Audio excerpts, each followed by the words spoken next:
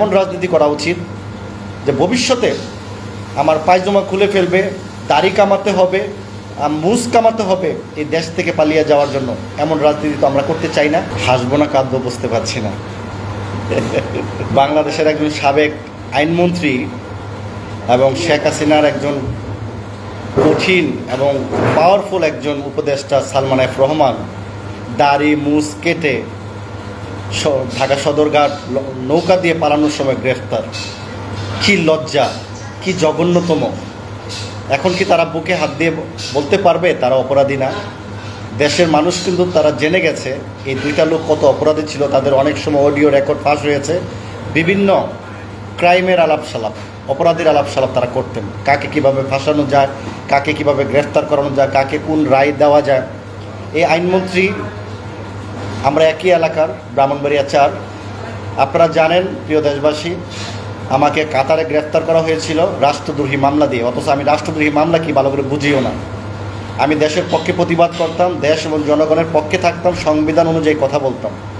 কিন্তু এই দেশের সরকার, বিশেষ করে আইনমন্ত্রী, কাতারের রাষ্ট্রদূতের মাধ্যমে আমাকে রাষ্ট্রদ্রোহী মামলা দিয়ে গ্রেফতার করিয়েছে এবং বাংলাদেশে নিয়ে আসার জন্য সর্বোত্তরই সরকারিভাবে কাজ করেছে, কিন্তু পারে নাই।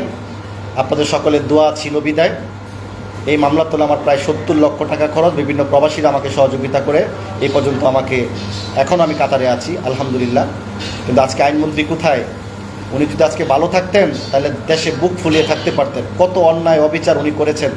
বিশেষ করে খালেদা জিয়ার মামলার সময় উনি অনেক নাটক করেছেন।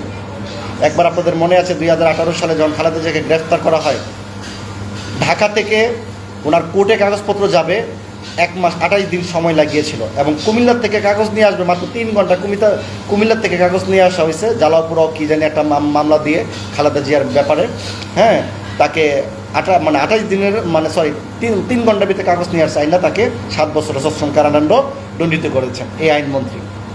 এই আইনমন্ত্রী আমাদের এলাকায় শুধু আওয়ামী লীগের ব্যক্তিদেরকে চাকরি দিয়েছে। আওয়ামী লীগের গডফাদার ছিলেন উনি এবং ওনার নেতৃত্বে যারা ছিল, ভাইস চেয়ারম্যান, গ্রামের মেম্বার থেকে শুরু করে মেয়র, সবাই কিন্তু পলাতক। অনেকে গণদোলাই খেয়ে গেছেন, পলাতক হিসাবে আছেন। আমি শুধু একটি কথা মানুষের মনে বলতে চাই, দলবল নির্বিশেষে এমন রাজনীতি করা উচিত যে ভবিষ্যতে আমার পায়জামা খুলে ফেলবে, দাড়ি কামাতে হবে, মুজ কামাতে হবে এই দেশ থেকে পালিয়ে যাওয়ার জন্য। এমন রাজনীতি তো আমরা করতে চাই না। এমন রাজনীতি আমরা করবও না।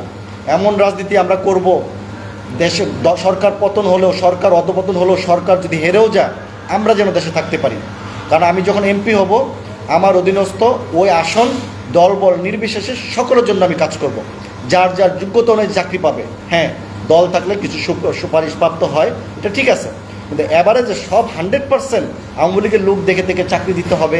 আওয়ামী লীগের প্যাড, দলীয় প্যাডের মধ্যে সুপারিশ করতে হবে। তার আওয়ামী লীগ পরিবারের লোক পুলিশে, আর্মিতে চাকরি নিতে হবে। আইন মন্ত্রণালয়ের চাকরি তো বাংলাদেশের বেশিরভাগ চাকরি ওনার এলাকার লোকেদেরকে উনি দিয়েছেন এবং আওয়ামী লীগের লোক দেখে দিয়েছেন। আজকে উনি কোথায়? উনি কি এখন কত বড় অপরাধী জনগণ দেখে গেছে না? কসবাখরবাসী এখন দেখছে না? ব্রাহ্মণবাড়িয়া 4 আসনের মানুষ দেখছে না আইনমন্ত্রী কত বড় চিটার, বাটপার এবং একজন খুনি? এখন মানুষ ধরা পড়তেছে। আমার কত এত বড় অপরাধ ওনার কি তো দরকার ছিল? ওনার বউ নাই, বাচ্চা নাই, তার ফ্যামিলি নাই। এত বড় অপরাধ শেখ হাসিনার জন্য কেন করতে গেল? উনি তো চাইতে আইনটাকে বাংলাদেশের একটা সুসজ্জিত আইন করা উচিত ছিল, যে আইনের ঊর্ধ্বে কেউ না, এই আইনের মাধ্যমেই সবাই যার যার ন্যায় বিচার পাবেন। উনি কি করলেন?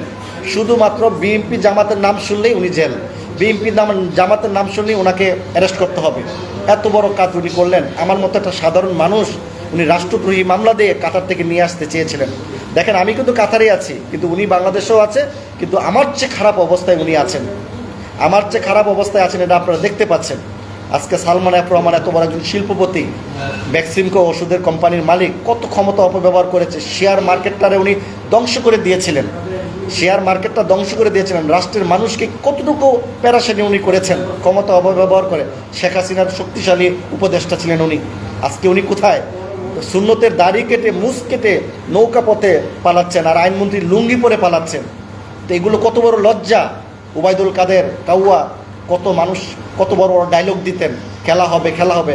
এখন জনগণ আপনাকে ফুটবল বানিয়ে খেলছে, মন্ত্রীদেরকে ফুটবল বানিয়ে খেলছে। আজ থেকে 10 দিন আগেও এই ক্ষমতা অপব্যবহার ছিল। কত বড় ক্ষমতা বাংলাদেশ ফ্ল্যাগ ইউজ করতেন, পুলিশ বাহিনী, আর্মি দিয়ে, র্যাব দিয়ে, বিজেপি দিয়ে কত অঘটন আপনারা বাংলাদেশে ঘটাতে চেয়েছিলেন।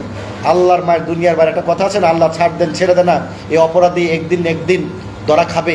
প্রত্যেকটা মানুষ বলেছিল বক্তব্যের মধ্যে, বাংলাদেশের প্রত্যেক নেতাকর্মী বলেছিলেন দলের, যে ফেরাউনেরও পতন হয়, নমরুদেরও পতন হয়েছে, আর তুমি তো মানুষ, তোমার তো পতন হবেই। এই বিষয়গুলো যদি মাথায় থাকতো তাহলে আজকে তারা এই অপরাধ করতে পারতো না।